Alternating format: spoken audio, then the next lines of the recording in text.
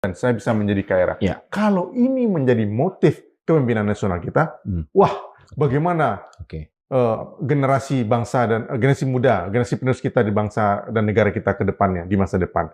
Ini akan meninggalkan tambahan-tambahan utang baru berikut, dan semakin hari, semakin lama, dari periode ke periode, kita akan tergantung terhadap utang dan menjadi candu. Ya, apakah memang di era Jokowi ada situasi yang membuat para pengusaha atau para pemain di sektor tambang itu merasa nyaman sehingga terjadi praktek transfer pricing dan under invoicing itu? Jadi gini, Bung Marzi, pasca reformasi, hampir seluruh undang-undang sektoral itu liberal dan bahkan super liberal, memberikan keleluasaan kepada korporasi swasta untuk mengeruk sumber daya alam kita.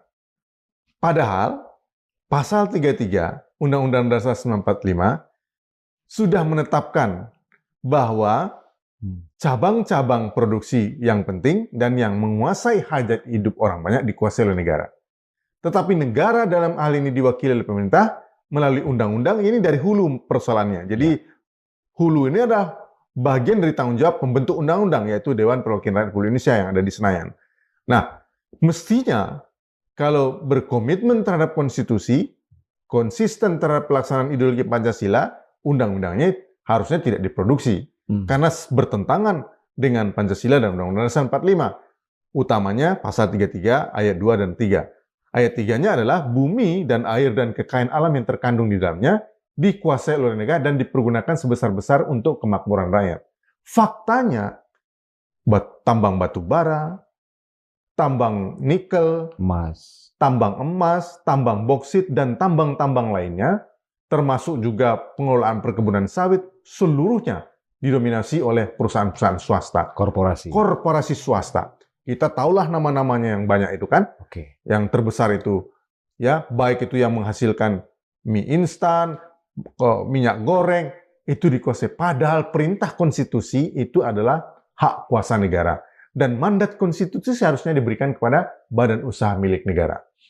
Migas pun begitu. Undang-Undang Migas tahun 2001 memberikan mengamputasi